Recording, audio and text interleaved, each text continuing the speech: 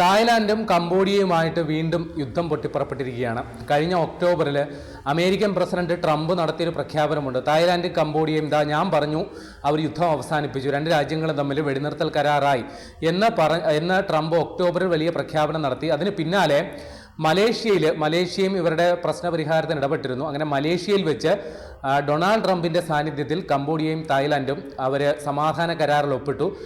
October കഴിഞ്ഞ് November December കഷ്ടിച്ച് 2 മാസമേ ആയുള്ളത് അവിടെ വീണ്ടും യുദ്ധം പൊട്ടിപ്പുറപ്പെട്ടിരിക്കുന്നു. അപ്പോൾ രണ്ട് രാജ്യങ്ങളും പരസ്പരം അങ്ങോട്ടും ഇങ്ങോട്ടും ആരോപിക്കുന്നത്, ഇപ്പോൾ തായ്ലാൻഡ് പറയുന്നു കംബോഡിയയാണ് ഞങ്ങളെ ആദ്യം ആക്രമിച്ചത്, കംബോഡിയ പറയുന്നു തായ്ലാൻഡാണ് ഞങ്ങളെ ആദ്യം ആക്രമിച്ചത്. ഇപ്പോൾ സംഭവങ്ങൾ തുടങ്ങിയത് ഇങ്ങനെയാണ്. കഴിഞ്ഞ ദിവസം തായ്ലൻഡ് ഒരു ദൃശ്യം പുറത്തുവിടുന്നു. കംബോഡിയൻ സേന അവിടെ വലിയ രീതിയിൽ കുഴിബോംബുകൾ സ്ഥാപിക്കുന്നു. ഇതുമായി ബന്ധപ്പെട്ടുള്ള തെളിവാണ് അവർ പുറത്തുവിട്ടത്. അപ്പോൾ ഇതുമായി ബന്ധപ്പെട്ടുള്ള അപകടത്തിൽ തായ്ലൻഡിൻ്റെ 7 സൈനികർക്ക് അവരെ വികലാംഗരായി മാറി. അവരുടെ കാലും കൈയുമൊക്കെ പൊട്ടിത്തെറിച്ച് പോകുന്ന ഒരവസ്ഥയിലേക്ക് വന്നു. അപ്പോൾ ഇതിനെ തുടർന്നാണ് രണ്ട് രാജ്യങ്ങളും തമ്മിൽ സംഘർഷം ഉണ്ടായതെന്ന് പറയുന്നു.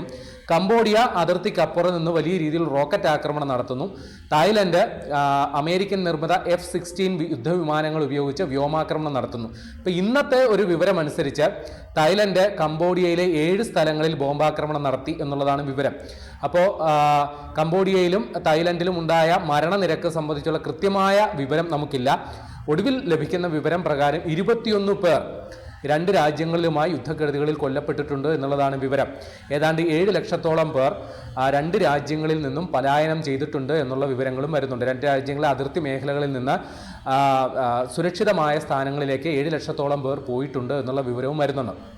അപ്പോൾ ഈ യുദ്ധം ഇപ്പോൾ നടക്കുന്നത് ഈ തായ്ലൻഡിൻ്റെയും കംബോഡിയയുടെയും അതിർത്തി മേഖലയിലാണ്. അവിടെ കംബോഡിയയുടെ കംബോഡിയയുടെ വടക്ക് പടിഞ്ഞാറ് മേഖലയിലെ 6 പ്രവിശ്യകളും തായ്ലൻഡിൻ്റെ വടക്ക് കിഴക്ക് മേഖലകളിലെ 6 പ്രവിശ്യകളിലുമാണ് ഇപ്പോൾ യുദ്ധക്കെടുതികൾ നേരിടുന്നത് എന്നുള്ളതാണ് പുതിയ വിവരം.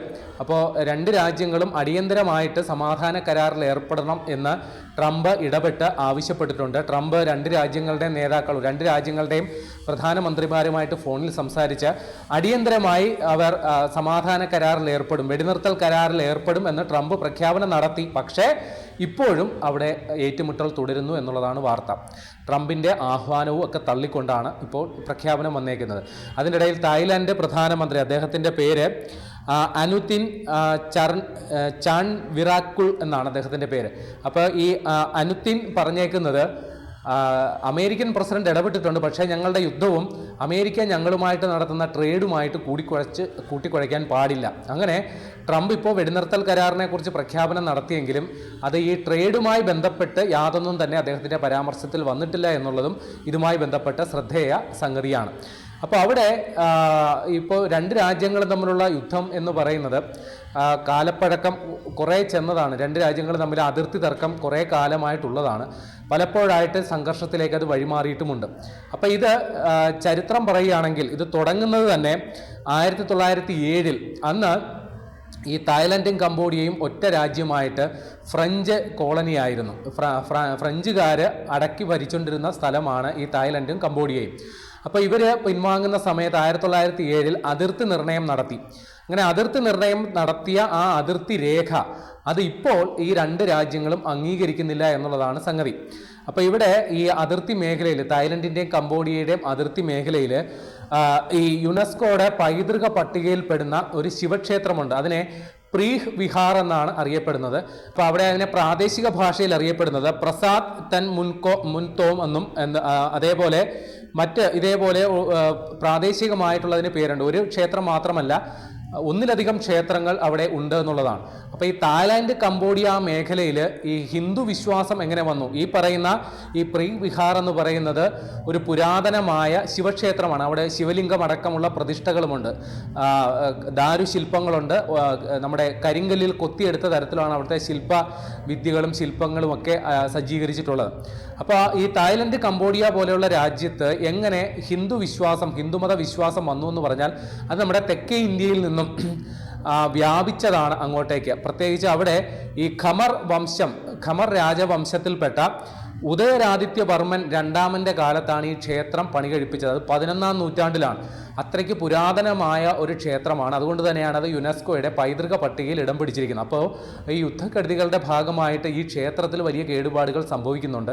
പ്രത്യേകിച്ച് അങ്ങോട്ടും ഇങ്ങോട്ടും റോക്കറ്റ് ആക്രമണവും ഷെല്ലാക്രമണവും ഒക്കെ നടക്കുമ്പോൾ ചില കേടുപാടുകൾ ഈ ക്ഷേത്രങ്ങൾക്ക് സംഭവിച്ചിട്ടുണ്ട്. അപ്പോൾ അതിൽ ലോകരാജ്യങ്ങൾ വരെ വലിയ ആശങ്ക പ്രകടിപ്പിക്കുന്നെങ്കിൽ പോലും രണ്ട് രാജ്യങ്ങളും ഇപ്പോഴും ഈ യുദ്ധം അവസാനിപ്പിക്കാൻ തയ്യാറല്ല. അപ്പോൾ ഈ പറയുന്ന രണ്ട് രാജ്യങ്ങൾ തമ്മിലുള്ള അതിർത്തി തർക്കം അന്താരാഷ്ട്ര നീതിന്യായ കോടതിയുടെ പരിഗണനയിൽ വന്നതാണ്.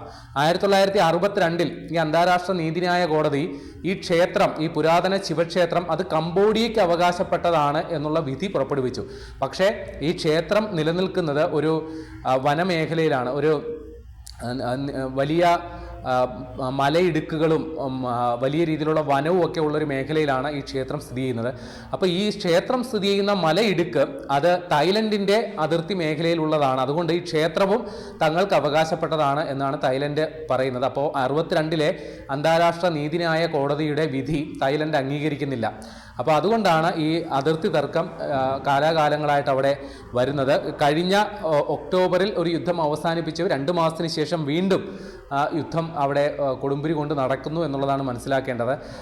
കംബോഡിയ അവിടെ നിന്ന് അവർ റോക്കറ്റ് ആക്രമണം നടത്തുമ്പോൾ തായ്ലൻഡ് ഇവിടെ നിന്ന് വിമാനത്തിൽ വ്യോമാക്രമണം നടത്തിയാണ് പ്രതിരോധിക്കുന്നത്.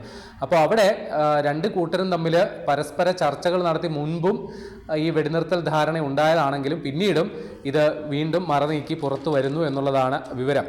ഇനി ഞാൻ നേരത്തെ പറഞ്ഞല്ലോ, ഈ ക്ഷേത്രം സ്ഥിതി ചെയ്യുന്നത് ഡാങ് ഗേക്ക് എന്ന് പറയുന്ന മലനിരകളിലാണ്. അതിൻ്റെ ഭൂരിഭാഗവും തായ്ലൻഡിന് അവകാശപ്പെട്ടതാണ് എന്ന് അവർ പറയുന്നുണ്ട്. ഈ 1962 മാത്രമല്ല 2013 അന്താരാഷ്ട്ര നീതിന്യായ കോടതി ഈ ക്ഷേത്രം കംബോഡിയയ്ക്ക് അവകാശപ്പെട്ടതാണ് എന്ന് പറഞ്ഞുകൊണ്ട് വിധി പുറപ്പെടുവിച്ചിരുന്നു. അതും തായ്ലൻഡ് തള്ളിക്കളയുകയാണ് ചെയ്തത്. അപ്പോൾ ഇതാണ് വാസ്തവത്തിൽ ഈ ക്ഷേത്രം എന്ന് പറയുന്നത് പുരാതനമായ വളരെ ടൂറിസം സാധ്യതകളുള്ള ഒരു സ്ഥലം കൂടിയാണ്. അതുകൊണ്ടാണ് ഈ ക്ഷേത്രത്തിൻ്റെ അവകാശം വിട്ടുകിട്ടുന്നതുമായി ബന്ധപ്പെട്ട് രണ്ട് രാജ്യങ്ങളും തമ്മിൽ വലിയ ഏറ്റുമുട്ടലിലേക്ക് കാര്യങ്ങൾ പോകുന്നത്. അപ്പോൾ അവിടെ ഈ അമേരിക്കൻ പ്രസിഡന്റ് ട്രംപിന് ഇനി വളരെ നിർണായകമായ സംഗതിയാണ്. കാരണം അദ്ദേഹം ഈ തായ്ലൻഡ് കംബോഡിയ യുദ്ധം അത് ട്രേഡിൻ്റെ പേരിൽ വളരെ നിസ്സാരമായി അവസാനിപ്പിച്ചു. അദ്ദേഹം ഇപ്പോഴും പറയുന്നത് ഞാനൊരു ഫോൺ കോൾ ചെയ്തുകൊണ്ട് മാത്രം ഈ യുദ്ധം ഇവിടെ അവസാനിക്കുമെന്നാണ് പറയുന്നത്. പക്ഷേ അദ്ദേഹം പരസ്യ പ്രസ്താവന നടത്തിയതിന് ശേഷവും രണ്ട് രാജ്യങ്ങളും തമ്മിലുള്ള യുദ്ധം പഴയ പോലെ തന്നെ തുടരുന്നു എന്നുള്ളതാണ് അവിടുത്തെ യഥാർത്ഥ വസ്തുത. അപ്പോൾ ട്രംപിനെ സംബന്ധിച്ച് അദ്ദേഹത്തിനും വലിയ നാണക്കേടുണ്ടാക്കുന്ന സംഗതിയിലേക്ക് രണ്ട് രാജ്യങ്ങളുടെ യുദ്ധം പോകുന്നു എന്നുള്ളതാണ് മനസ്സിലാക്കേണ്ടത്. ഏതായാലും ഇത് വലിയ രീതിയിലുള്ളൊരു തുറന്ന യുദ്ധത്തിലേക്ക് പോകാനുള്ള സാധ്യത തൽക്കാലം ഇല്ല എന്ന് തന്നെ മനസ്സിലാക്കണം. കാര്യം രണ്ട് രാജ്യങ്ങൾ തമ്മിൽ അങ്ങനെ വലിയ രീതിയിൽ ഒരു തുറന്ന യുദ്ധത്തിലേക്ക് പോകാനും പര്യാപ്തമായ വലിയ ഒരു സാമ്പത്തിക ശേഷിയുള്ള രാഷ്ട്രങ്ങളൊന്നുമല്ല. അതുകൊണ്ട് തന്നെ ഇത് വരും കാലങ്ങളിൽ ഇപ്പം ട്രംപ് അടക്കമുള്ളവർ ഇക്കാര്യത്തിൽ ഇടപെട്ട സാഹചര്യത്തിൽ വരും ദിവസങ്ങളിൽ ഈ യുദ്ധത്തിന് പരിഹാരമുണ്ടാകും എന്ന് തന്നെയാണ് നമ്മൾ കരുതേണ്ടത്.